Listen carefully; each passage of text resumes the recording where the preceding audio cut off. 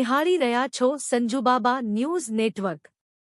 મહિલા અને બાળ વિકાસ વિભાગ ગાંધીનગર દ્વારા દર વર્ષે જૂન માસમાં આંગણવાડી પ્રવેશોત્સવની ઉજવણી કરવામાં આવે છે। ચાલુ વર્ષે તા 2 થી 28 જૂન 2024 દરમિયાન આંગણવાડી પ્રવેશોત્સવ 2024ની ઉજવણી કરવામાં આવનાર છે, જે અંતર્ગત આજતા ના રોજ ICDS શાખા મહાનગરપાલિકા જૂનાગઢ દ્વારા શાળા પ્રવેશોત્સવ તેમજ આંગણવાડી પ્રવેશોત્સવના બીજા દિવસની ઉજવણી કરવામાં આવેલ। આ કાર્યક્રમમાં જૂનાગઢના માન ધારાસભ્ય શ્રી સંજયભાઈ કોડિયા, મહાનગરપાલિકા જૂનાગઢના માન સ્ટેન્ડિંગ કમિટીના ચેરમેન શ્રી હરેશભાઈ પરસાણા તેમજ કોર્પોરેટરશ્રીઓ તેમજ અન્ય પદાધિકારીશ્રીઓ ઉપરાંત ICDS વિભાગ ગાંધીનગરના અધિકારી શ્રી મીરાબેન પરમાર તેમજ ICDS શાખા મહાનગરપાલિકા જૂનાગઢના પ્રોગ્રામ ઓફિસર શ્રી વત્સલાબેન દવે હાજર રહેલ। દિવ્યાંગ અધિકાર મંચ ગુજરાત પ્રદેશ સત્યમ સેવા યુવક મંડળ ગાયત્રી શક્તિપીઠ ટ્રસ્ટ જૂનાગઢના સંયુક્ત ત્રિવેણી સંગમ દ્વારા રાજ્ય કક્ષાની દિવ્યાંગ જનજાગૃતિ શિબિર ગાયત્રી મંદિર ભવનાથ રોડ જૂનાગઢમાં યોજાઈ ગઈ। જે ગાયત્રી શક્તિપીઠના પટાંગણની અંદર ગુજરાતભરના દિવ્યાંગો માટેનો એક કાર્યક્રમ રાખવામાં આવેલો, જેમાં સત્યમ સેવા યુવક મંડળ, ગાયત્રી પરિવાર ચેરિટેબલ ટ્રસ્ટ અને દિવ્યાંગ અધિકાર મંચ દ્વારા આજે આ કાર્યક્રમ રાખવામાં આવેલો છે। અને સમાજ સુરક્ષા અધિકારી તેમજ અમુદાનભાઈ ગઢવી, વિક્રમદાનભાઈ ગઢવી દ્વારા આજે દિવ્યાંગોને જે સરકાર દ્વારા જે લાભાલાભ મળે છે એના માટેની ચર્ચા વિસ્તૃત ચાલી।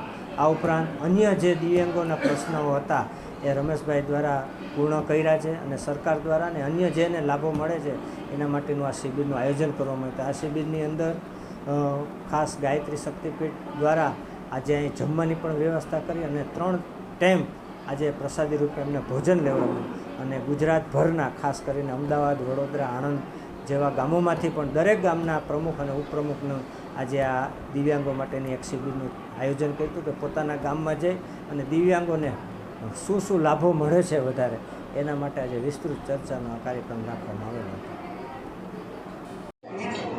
મિત્રો, ખાસ તો હું નહીં કહું, પણ કહેવાય છે કે ભગવાન એક હાથે લે અને 2 હાથે આપે છે।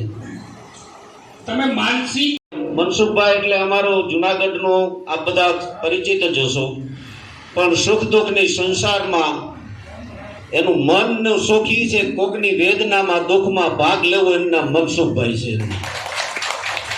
એવા મનસુખભાઈ, મને ભગત બાપુની કડી યાદ આવે છે। આપને સરકાર શ્રી તરફથી અમને તો બહુ ખબર ન હોય, સત્યમ સેવા યુવક મંડળના પ્રમુખ મનસુખભાઈ, સમાજ સુરક્ષાના પ્રતિનિધિ તરીકે પુરોહિત મેડમ નરેશભાઈ, ગાયત્રી પરિવારના મેનેજિંગ ટ્રસ્ટી શ્રી નાગબાપુ, અમુદાનભાઈ ગઢવી, આપને જે પાછળનો કાર્યક્રમ આપવાના છે એવા શ્રી અમુદાનભાઈ ગઢવી। કાર્યક્રમમાં કે જે દિવ્યાંગ ભાઈઓ તથા બહેનો માટેની એક શિબિરનું આપણે આયોજન કરેલ, એમાં સત્યમ સેવા યુવક મંડળ, ગાયત્રી પરિવાર ચેરિટેબલ ટ્રસ્ટ તેમજ દિવ્યાંગ અધિકાર મંચ કે જે રમેશભાઈ કોરાટ, પછી આપણી વચ્ચે ઉપસ્થિત એવા જ સમાજ સુરક્ષા અધિકારી નૈનાબેન પુરોહિત તેમજ આપણા લોક સાહિત્ય કલાકાર એવા અમુદાનભાઈ ગઢવી, તાલીમથી આપણે એને પણ વધાવીએ।